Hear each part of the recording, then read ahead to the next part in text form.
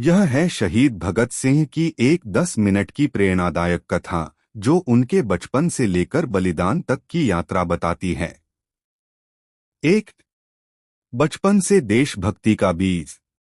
भगत सिंह का जन्म 28 सितंबर 1907 को पंजाब के बंगा गांव, अब पाकिस्तान में हुआ था।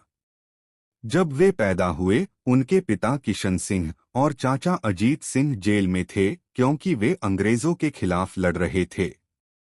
इसलिए देशभक्ति जैसे उनके खून में ही बह रही थी।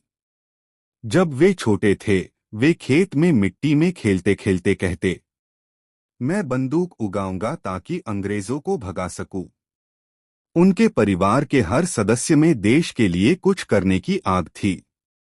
इसलिए भगत सिंह भी बचपन से ही आजादी के सपने देखने लगे थे। 2, जलियांवाला बाग का असर। 1919 में जब जलियांवाला बाग हत्याकांड हुआ, उस समय भगत सिंह केवल 12 साल के थे। उन्होंने अपने स्कूल से भागकर अमृतसर पहुंचकर उस जगह की मिट्टी उठाई जहां हजारों देशभक्तों का खून बहा था। उस मिट्टी को उन्होंने अपने माथे पर लगाया और कहा, अब मैं अंग्रेजों को चैन से जीने नहीं दूंगा।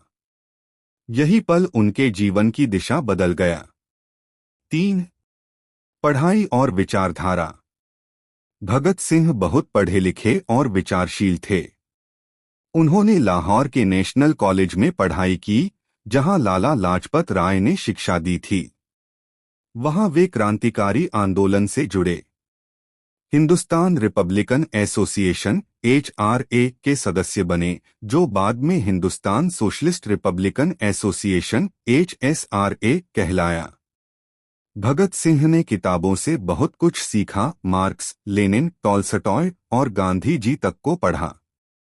उनका मानना था कि आज़ादी सिर्फ अंग्रेजों से नहीं, बल्कि हर तरह के अन्याय से मिलनी चाहिए। 4, लाला लाजपत राय की मृत्यु और बदला। 1928 में अंग्रेज सरकार ने साइमन कमीशन भारत भेजा, पर उसमें कोई भारतीय नहीं था। इसका विरोध पूरे देश में हुआ। लाहौर में विरोध प्रदर्शन के दौरान अंग्रेज पुलिस अधिकारी जेम्स स्कॉट ने लाठीचार्ज का आदेश दिया, जिससे लाला लाजपत राय बुरी तरह घायल होकर शहीद हो गए।